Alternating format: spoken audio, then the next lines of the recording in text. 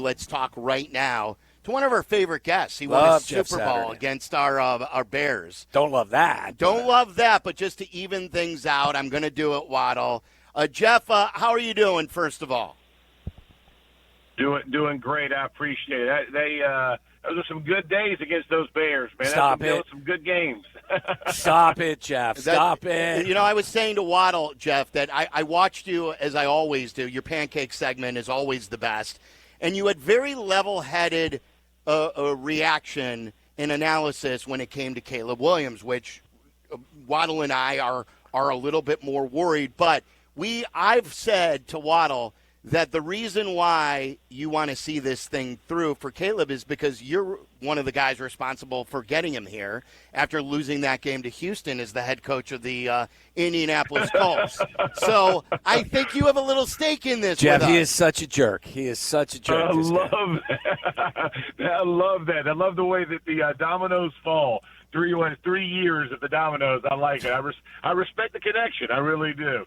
Yeah. So can you explain to our audience, look, Bears fans are a little bit impatient because of the last several years. And those glory days of 06 is very long ago. But this is still a young quarterback, and it's a brand-new head coach. So how should we proceed by judging Caleb Williams? Yeah, I think, Ben Johnson has been with Caleb Williams for 6 months, 5 months, whatever it is, right? Since they've really been able to work together and begin to install offense, figure this thing out, get in meetings, all the things that you got to do. And so patience is going to be prime here. I mean, not only does Caleb have to learn Ben Johnson and what Ben wants him to do, he's got to forget bad habits that were created from the last 2 or 3 OCs that he had in the pros and some of the bad habits that we all as players have in college that we can get away with that once you go to the NFL, you can't. And so I think you saw him early execute pretty well, right? Kept his feet moving, dumped it off, did some things that you like to see as the game progressed. He missed some throws that you got to make. I mean, you got to complete. There's no, you can't make excuses for plays that you got to make, and he'll begin to make those. But I think the game will slow down for him. And I also think, if you're being fair, the offense as a whole, even though they had a lead, they never had their foot on the throat, right? They never ran the ball. There was never really a rhythm to the game. You know what I mean? And so from an offensive perspective, especially when Ben Johnson is calling plays, when they were most effective in Detroit, they ran the ball effectively. They get they get the play action pass going. They get some explosive plays down the field. All of those things happen. It just never felt like they really caught. I mean, they had the good drive, but there was never a, hey, we're going to put the nail in the coffin. And they'll learn to do that. And I think as a former player and as somebody who's watched a ton of football, all the pieces and parts are there. I love what the Bears have done. I like what they're doing with their offensive line. I like what Ben Johnson's mentality is.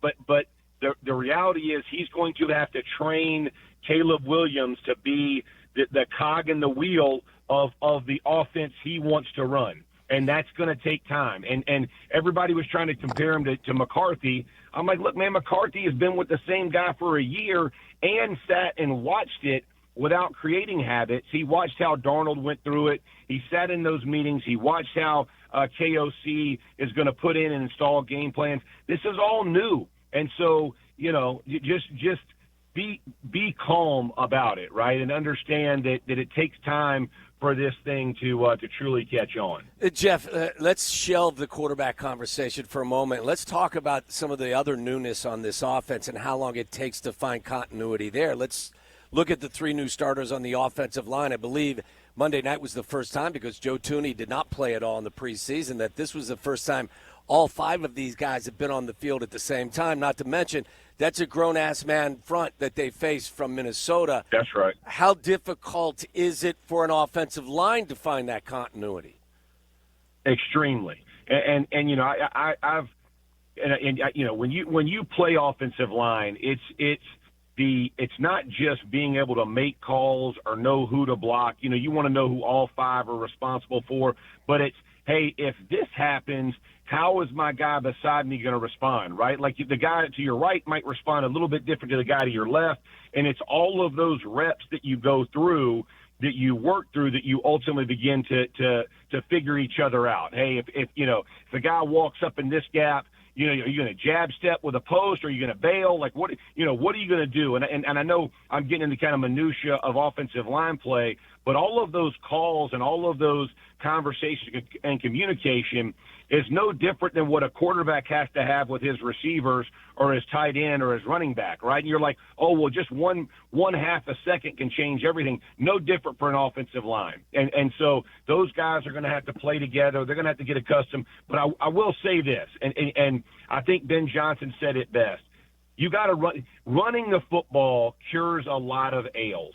And he understands that because you fatigue those grown men on the other side, right? And so when you're not doing that and you're putting yourself in down in distances that aren't comfortable for your team, you're playing into the other team's hands. And so you saw Flores blitz them 14 times, not only because of Caleb Williams, but to your point, because you got a new offensive line. How are they, do they know how to pick up all the intricacies of this blitz? Maybe not. I mean, we'll roll the dice and just see if we can put pressure on the QB. And so I think all that goes into game planning. And again, just understand they're getting the right guys in the building. They're getting the right guys coaching. You got to trust the coach's plan to be able to implement his philosophy and then allow him to go from there. Jeff, keeping the focus on the O-line, they had 4 false starts at home in the first half.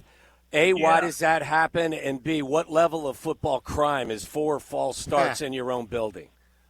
It couldn't be a higher felony. I mean, it is. I mean, you're doing jail time, bro, long term. It is.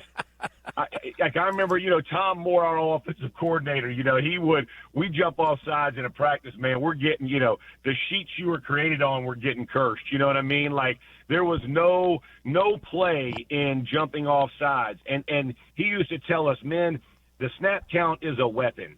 And we need to weaponize our cadence. We need to weaponize the way the quarterback can call something to get the defense to shift and to show and to kind of show their hand.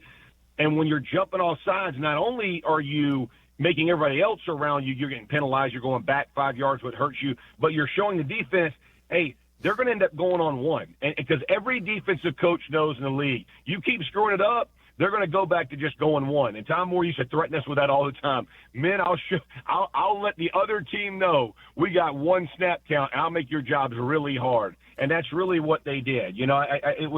It's inexcusable. That's just that's your mind not being in the right place. You got too many pre-snap thoughts going on. You need to hone it in and focus on that QB's cadence. We're talking to Jeff Saturday from ESPN, of course, the former Colts center.